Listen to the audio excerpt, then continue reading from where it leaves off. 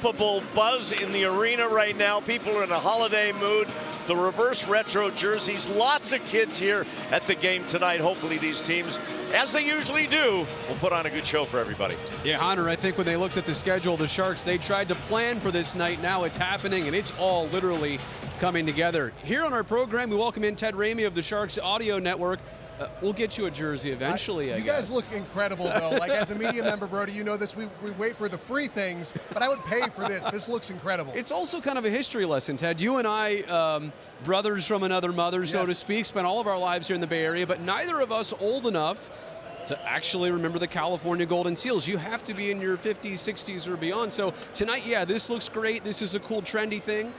But it's also an important part of our region's history. It really is, and I think it's a great thing the Sharks are doing by honoring this. And, you know, it doesn't hurt that it looks so amazing. Yeah. And I think everybody, they're going to get a reason to learn about it because they're eye-popping, and they'll say, you know what, maybe I should check out that Wikipedia page. Yeah. All right, you wanted to talk about Nick Bonino. He's an interesting story. When he joined the Sharks last year, was snake bit to get that first goal of the season. Took forever. That's not the case this year, but there are some other things going on. Yeah, I mean, with Nick Bonino, the thing that I'm looking at is the fact that, you know, his production isn't quite there, but he does so many other things out there on the ice. We look at him as a two-way player, and I'll toss this to you, Curtis, the fact that maybe his point production isn't quite what we are expecting, given everything else he does. Should we be looking beyond that, or is it all right to focus on, hey, you know, he doesn't have the points that we would expect from him. He's a half-point a guy per game player over the course of his career.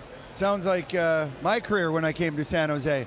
Anyways, moving right along, you know, we all have different roles, obviously not just on teams, but throughout stages and ages of our career.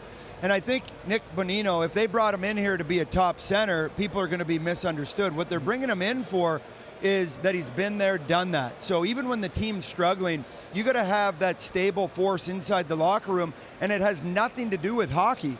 Anything that you get from him, you're going to get the right things on the ice because he's so consistent. He does the little things. He can take face-offs. He can kill power plays. But also, guess what? He can play all the positions. Yeah. So he's very versatile. I think that's why they brought a guy like that in, and they're going to leave the scoring to other guys. Anything he does offensively at this stage of his career or on this roster, I really look at as a bonus. Yeah, and Brodie, we know he's got the pelts on the wall with the Stanley Cup. Yeah. And he's wearing the A for the first time in his career. I mean, that's the thing, is he's a lead-by-example guy. There's a reason he's got that on. If you're in the room, you know that specific reason. Also this, Ted, you look at the way the Sharks started this year, 0-5, and scoring goals, one of their biggest issues. You have to say that even in their last two games, which produced far different results, most convincing win of the year against Ottawa, followed by last time out, allowing Seattle to score 8, the Sharks scored 5 in each of those games. It is nice to see that you feel like, even in a game like tonight, they are going to get their goals. Erik Karlsson's greatness is creating opportunities for other people. And I think that's one of the things we're beginning to see, is that there's a gravitational draw to him. It's opened up opportunities for other guys. We're seeing Timo Meier